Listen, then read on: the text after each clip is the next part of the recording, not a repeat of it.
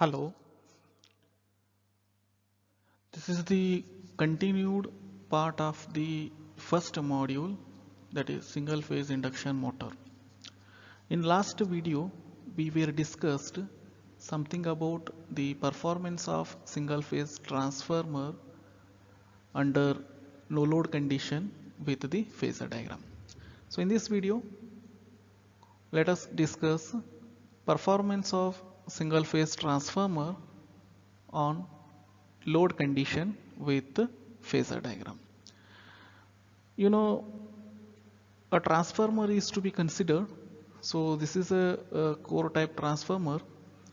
You know, the primary winding of a transformer and the secondary winding of a transformer. Under no load condition, the secondary winding of transformer is not at all connected with the load. Under load condition, the secondary winding of the transformer, it is connected with the load. This load may be either inductive load, capacitive load, or pure resistive load, or combination of these three.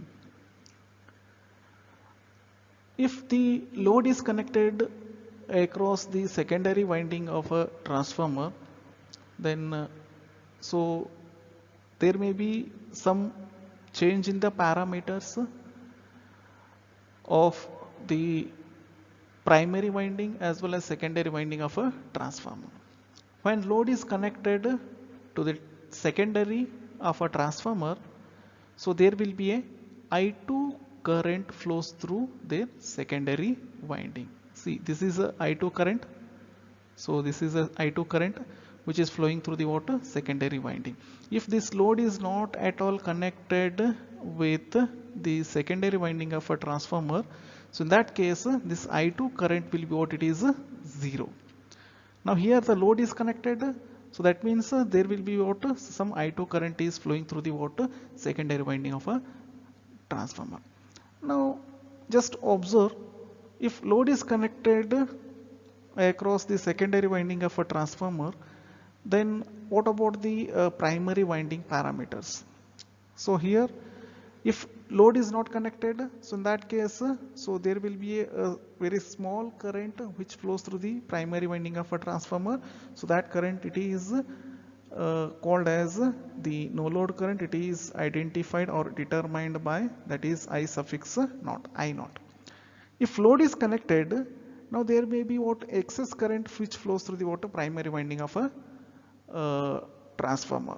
So that excess current, it can be represented as what, it is I1 dash.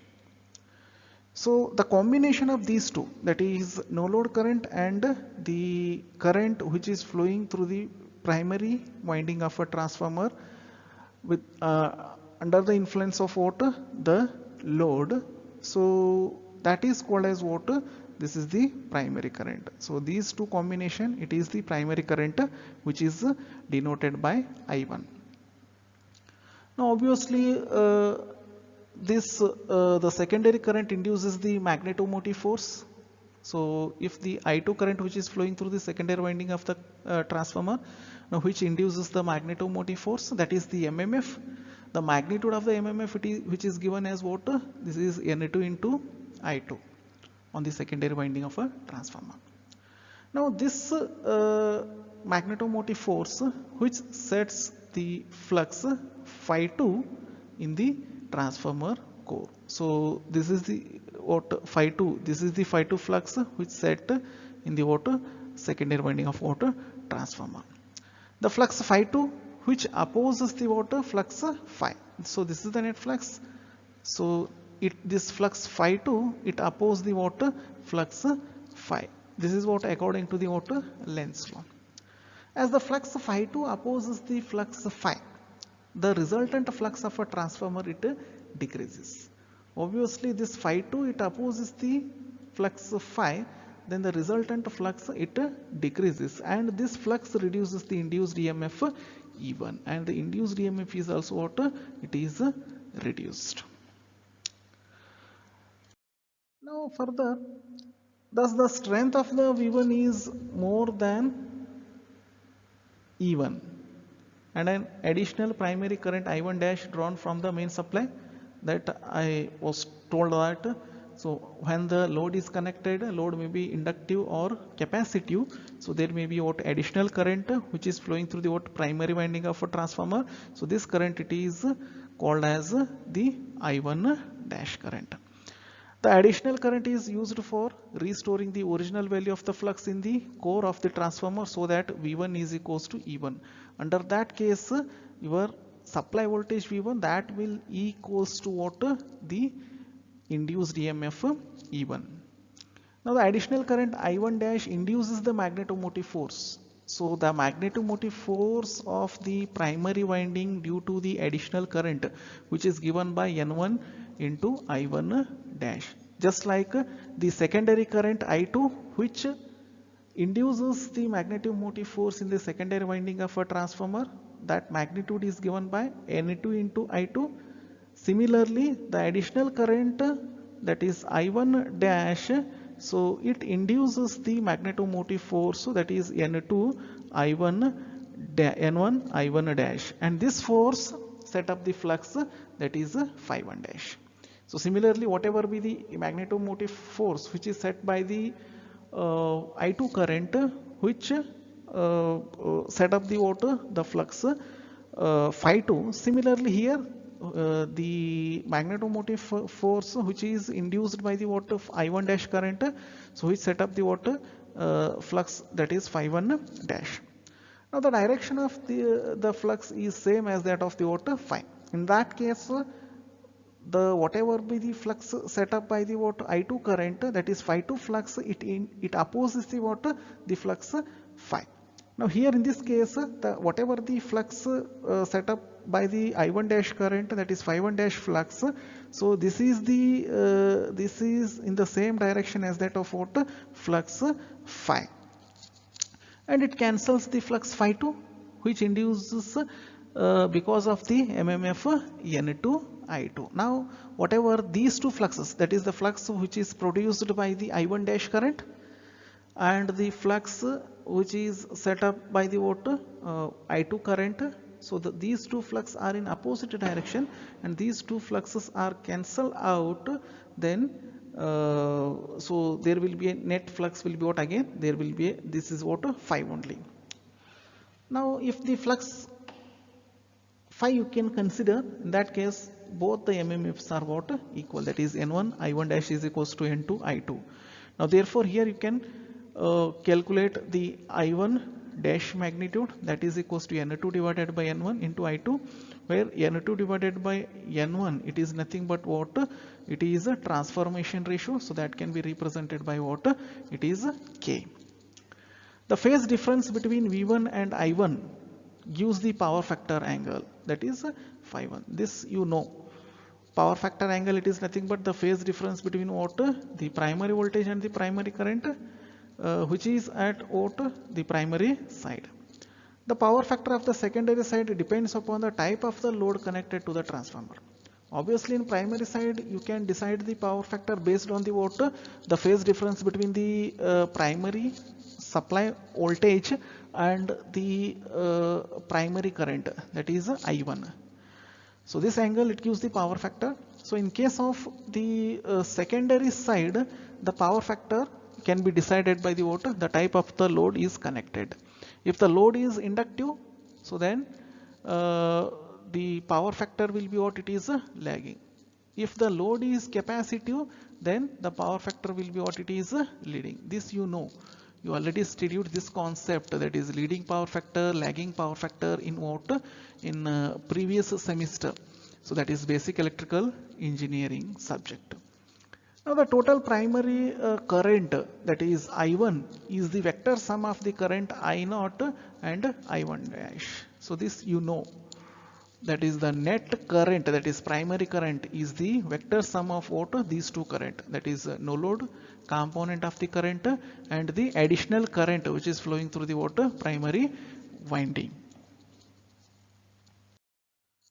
Now let us draw the phasor diagram of single phase transformer under load condition. If the load is what? It is a inductive load. Here the inductive load is to be what? Considered. That is phasor diagram of transformer on inductive load. Now similarly, you just consider here also, you can just consider flux phi as a reference phasor. So this is what the reference phasor is to be considered, that is flux phi. Now with respect to flux phi, now you can draw the induced EMF. Obviously, as you know that, so the induced EMF E1 and E2, so both will be influenced by the same flux, that is what? Phi flux only. So since both are in phase, but it makes some angular displacement of what? It is 90 degree with the what? Flux phi. So that means induced EMF E1 and E2 lags the flux by 90 degrees. Now as you know that the component of applied voltage to the primary equal and opposite to induced EMF. Now the component of the applied voltage. Now under this case, so obviously the load is connected. If the load is connected means what? So there will be an additional current is flowing through the primary winding of a transformer. So that additional current, it is denoted by I1 dash. Now this I1 dash, which is influenced by the what? Some voltage, that is the V1 dash. Now under load condition, this V1 dash itself is the what? The applied voltage here, and this applied voltage is equal and opposite to induced EMF. What is the induced EMF here? E1 with the induced EMF. That means E1 is represented here by what? V1 dash. Now obviously, as you know that, so this is an inductive load. Obviously here, so we can consider the lagging power factor. That means the current lags the voltage. Now with respect to this V1 dash, now I suppose to write the I0 phasor. Now the current I0 lags the voltage V1 dash by what? 90 degree. That means where I can draw, this is the what? V1 dash phasor. So for this V1 dash phasor, now I suppose to draw the what? I0. So this is what? I0 current. So this I0 current, it lags the V1 dash voltage at an angle of what here? This is 90 degree. Now here the power factor of the load is what it is? Here it is what? Lagging. Therefore the current I2 is drawn lagging E2 by an angle of what? Phi 2. Now you just go for what? Secondary side. Now secondary side you can consider. Now there you can draw the what? I2 current. Where you can draw the I2 current. Now I2 is lagging the E2 by an angle of what? Some phi 2. That means since, so this is what your E2, this is nothing but your E2. Now with respect to E2, you can draw the what? The I2 phasor. So it lags and some angle of what? So what? Phi 2 angle. You can draw the I2 phasor. Now here you can obviously, as you know that, so there will be a load, inductive load. So obviously there will be some voltage drop you can observe here.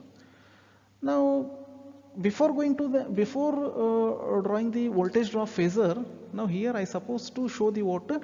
The primary current. So obviously the secondary current is what? Drawn here. The phasor is drawn here.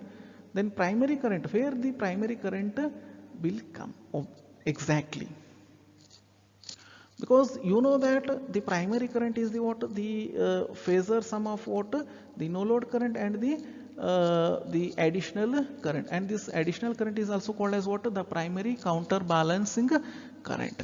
Now where this I1 dash can be drawn? Now obviously, as you know that I1 dash, this is the I1 dash. I1 dash is what? This is influenced by the what? V1 dash voltage. Obviously this is an inductive load. Again I1 dash, it is what? Lagging at some angle of what? Here. So this is the angle. So some angle, that is phi 1 dash. Now this here I1 dash you can draw here phasor, that is it is lagging with V1 dash voltage.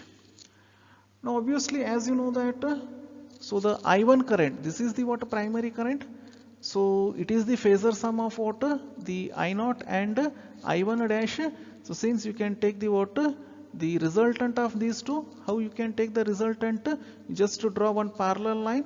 So this parallel line should be equals to what? So this line I0.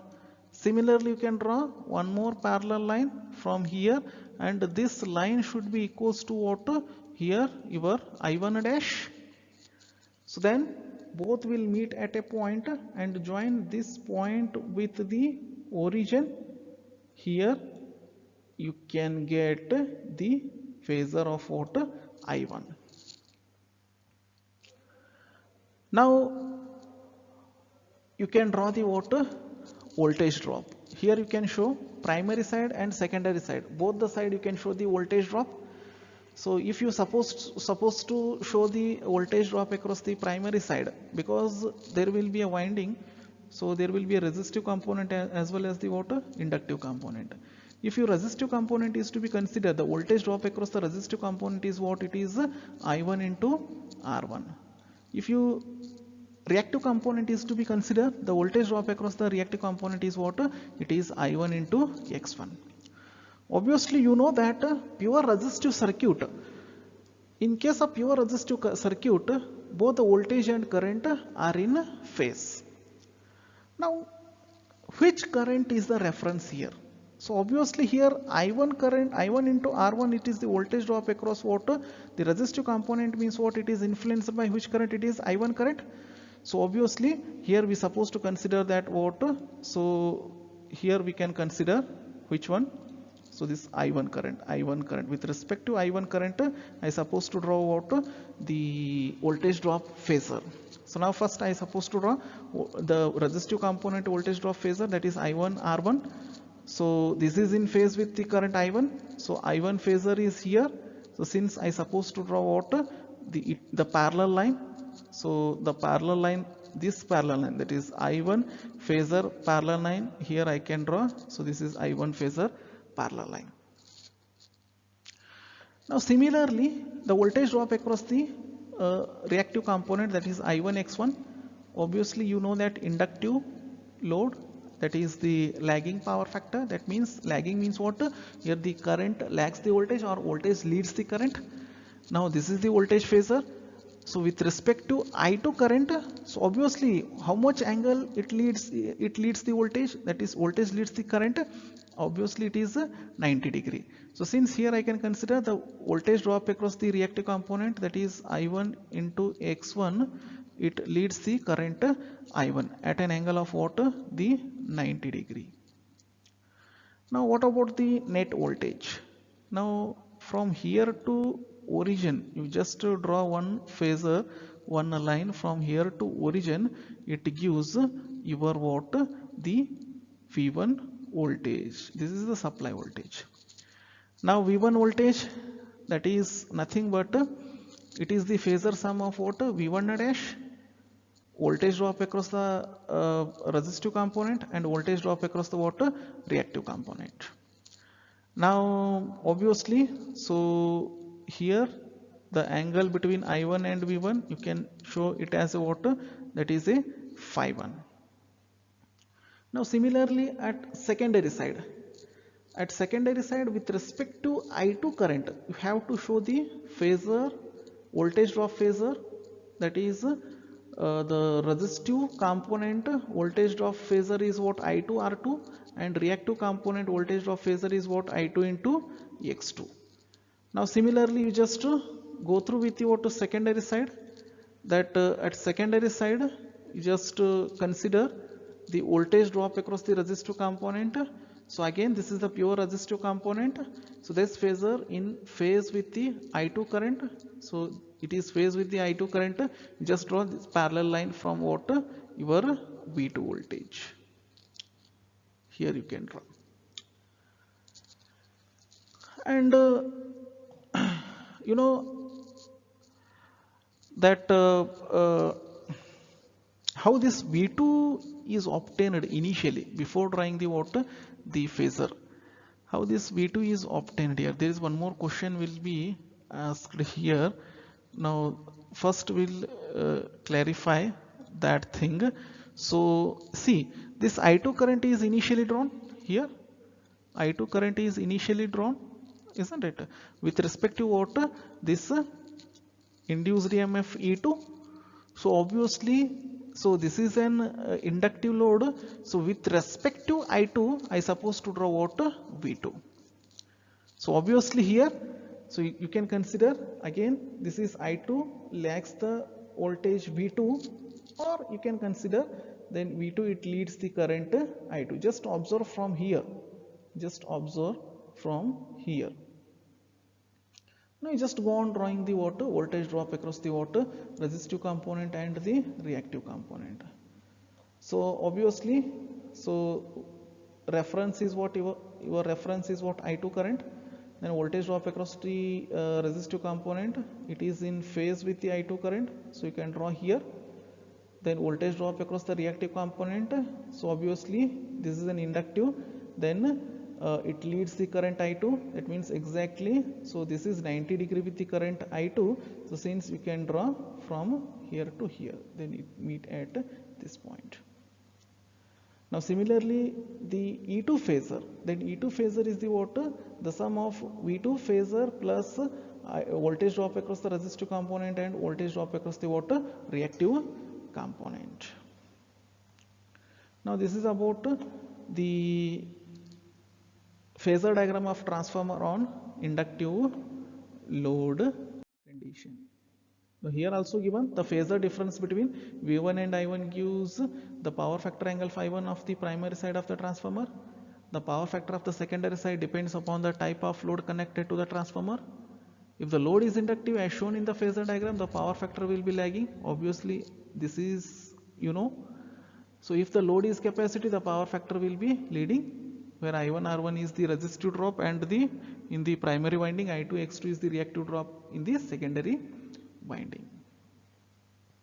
Now go for the phasor diagram of the transformer on capacity load. This is similar as that of what, the phasor diagram of transformer on what, inductive load. Here also you can consider the phi as a reference phasor.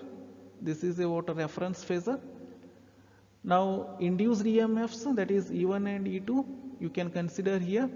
So you know these both the induced EMF obtained by the same flux, so since both magnitude is same, but both are lagging with some angle, that is 90 degree angle. So here you can draw these E1 and E2 phasor here.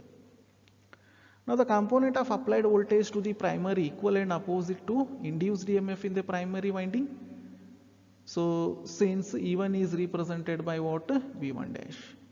So this you know why I considered here V1 dash in place of what, the V1, because if the additional current is flowing through the water, the primary winding, so obviously this is influenced by the water, the voltage V1 dash. For that particular voltage is V1 dash. So since this V1 dash this is represented by here in this case E1. Now with respect to this, I just supposed to draw what, the I0 current. So obviously, as you know that current I0 lags the voltage V1 dash by 90 degrees. Since I0 can be drawn here, so this lags that V1 dash. Now next, the power factor of the load is leading, obviously, because this is a capacity load. So if there is a capacity load, obviously there will be a leading power factor you can consider. Therefore the current I2 is drawn leading E2. Now here I2 can be drawn here now. Now here you can draw the I2. This is the I2. See, this is the I2. This can be drawn leading with the what, E2. So this is E2. This can be drawn leading with the what, E2. So the resistance and the leakage reactance of the winding results in a voltage drop. Now here voltage drop will be again same, that is voltage drop across the what, resistive component is the I1 R1 at primary side, and voltage drop across the reactive component is I1 X1 is the primary side. So here just go on drawing this voltage drops, and before that you just show the what the primary current. How you can show the primary current? Now with reference to this V1 dash, now you can represent what the I1 dash. Why I drawn this I1 dash here? Because leading, if leading is there, then current leads the what voltage V1 dash. So since you are supposed to draw what I1 dash here, you know that the resultant of I1 dash and I0, these two resultant, so you can obtain that the primary current as what it is I1. How you can draw the resultant between these two? You just draw one parallel line from here, so this should be equals to what I0. Again you draw one more parallel line here, so this should be equals to what the I1 dash. Both will meet at a point, then join this point with the origin, then you can get the I1 phasor.